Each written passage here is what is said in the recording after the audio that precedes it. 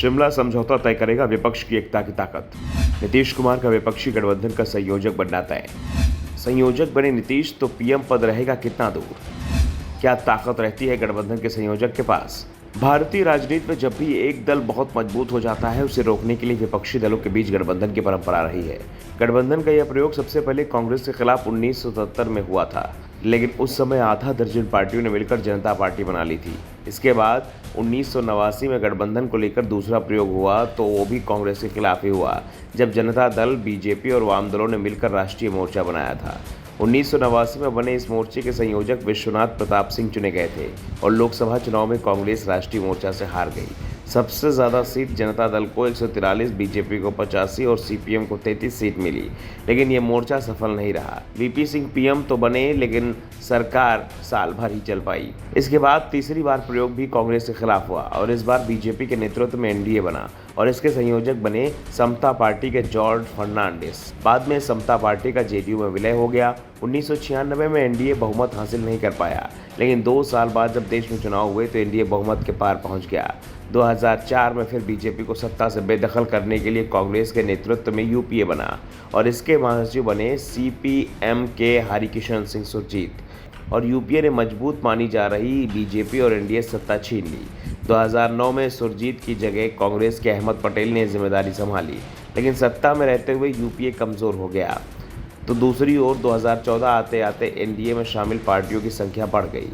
नतीजा, बीजेपी अकेले अपने दम पर सत्ता में पहुंच गई। इस समय एनडीए के संयोजक थे टीडीपी के चंद्रबाबू नायडू। अब 9 साल से ज़्यादा समय से एनडीए सत्ता में है। गठबंधन के नाम पर अब छोटे छोटे दल रहे हैं, लेकिन बीजेपी ज़रूर बहुत ताकतवर हो गई है। आज़ादी के 2 दशक बाद देश में जो स्थिति कांग्रेस की होती थी, वो ही अब बीजेपी की दिखाई दे रही है।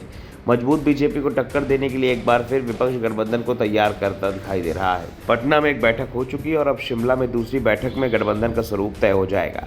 शिमला में हुए समझौते से तय हो जाएगा कि विपक्षी गठबंधन का नाम क्या होगा और इसका संयोजक किसे बनाया जाएगा। गठबंधन में संयोजक का पद सबसे महत्वपूर्ण होता है और जिस तरह से विपक्षी दलों को एकजुट करने में नीतीश कुमार ने बड़ी भूमिका निभाई है, इसे देखते हुए संयोजक का पद नीतीश को मिलना तय माना जा रहा है। दरअसल कांग्रेस के लिए मुश्किल ये है कि गठबंधन में शामिल कई पार्टियां कांग्रेस के नाम से गठबंधन से ही दूर भाग रही हैं। ऐसे में कांग्रेस भी संयोजक पद पर दावेदारी पेश करने को तैयार नहीं दिख रही है। नए गठबंधन के साथ ही ये माना जा रहा है कि यूपीए पूरी तरह समाप्त हो जाएगा। नीतीश कुमार संयोजक बने तो एक बार फिर पीएम की कुर्सी के करीब पहुंचने की कोशिश भी कर सकते हैं, लेकिन इसके लिए ज़रूरी है कि विपक्षी गठबंधन को जीत मिले और कांग्रेस की सीटों की संख्या 100 से कम रहे, क्योंकि कांग्रेस की सीटों की संख्या 100 के पार पहुंच गई तो फिर विपक्षी गठबंधन में पीएम पद कांग्रेस अपने पास में ही रखेगी। लेकिन कांग्रेस कमज़ोर रही तो फिर उसे विपक्षी दलों के आगे समझौता करना पड़ेगा। गठबंधन में संयोजक के हाथ में जो ताकत दी जाएगी उसमें बताया जा रहा है कि विपक्षी मोर्चे के भीतर टिकट बंटवारे के लिए एक कमेटी बनाई जाएगी। इस कमेटी में संयोजक का पद बहुत महत्वपूर्ण रहेगा। 14 में सिर्फ 3 पार्टियां ऐसी जिसके साथ कांग्रेस पहले से गठबंधन में है, बाकी 12 पार्टियों को साथ लाने का काम नीतीश कुमार ने किया है।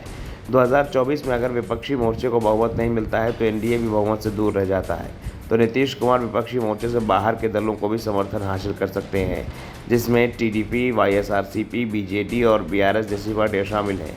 अकाली दल आईएनएलडी भी नीतीश के साथ आ सकता है, जिससे नीतीश कुमार का पीएम बनने का सपना पूरा हो सकता है। इसके साथ चुनाव से पहले बनने वाले मैनिफेस्टो में भी नीतीश कुमार के मुद्दे की छाप दिख सकती है, यानी जातीय जनगणना जैसे मुद्दे विपक्षी मोर्चे का अहम मुद्दा रह सकता है। Bureau report, the such India.